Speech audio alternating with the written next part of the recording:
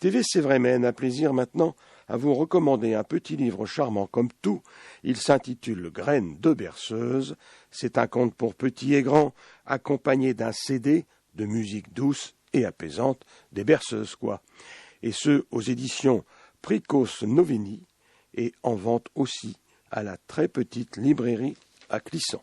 En fait, c'est le 4e tome de la collection des berceuses, qu'on a donc créé il y a 4 ans, puisqu'on en fait un par an.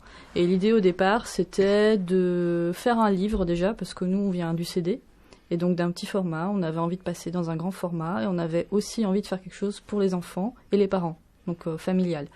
Et de garder la composante CD, puisqu'on est un label de disques, donc on produit des CD.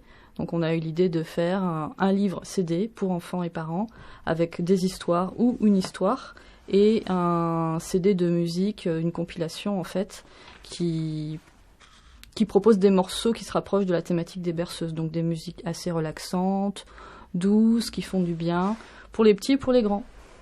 Est-ce qu'on retrouve effectivement ce livre en sonore sur le CD ? Alors oui, c'est la nouveauté du 4e volume, donc Graines de berceuse. C'est-à-dire que là, il n'y a qu'une histoire, alors que les anciens, c'était des petits contes séparés.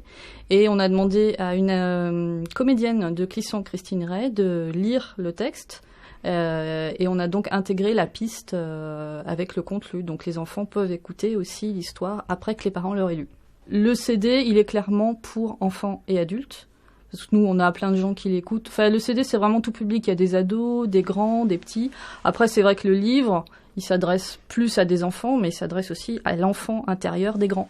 Le but, c'est berceuse, donc c'est vrai que c'est soit le soir avant de s'endormir, si on veut se faire du bien. Ça peut être aussi un moment de relaxation dans la journée pour se poser. C'est aussi des musiques assez oniriques, proches de l'univers des fées. Donc ça peut être un moment où on a envie, voilà, de laisser aller un peu son imaginaire, des choses comme ça. Alors c'est vrai qu'il y a une dimension un petit peu écologique dans l'histoire, c'est-à-dire que c'est une petite fille qui découvre que la montagne dans laquelle elle vit est en danger. Donc elle va à la rencontre des peuples souterrains et puis prend conscience qu'il y a des choses à faire pour protéger la nature.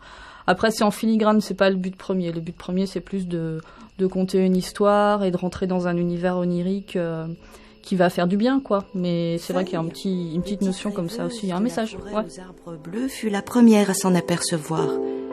Elle en parla aussitôt à Finaël et Amon, un couple de magiciens qui vivaient près de chez elle. La grande montagne est malade, lui dit Finaël. Voilà pourquoi sa lumière brille avec moins de force. Cela est déjà arrivé il y a longtemps. Pour rendre sa force à la montagne, il faudrait pouvoir déposer une graine de pierre dans son cœur. Voudrais-tu lui apporter cette graine ? Feuille aurait bien voulu, mais elle se sentait trop petite et trop faible pour une telle aventure.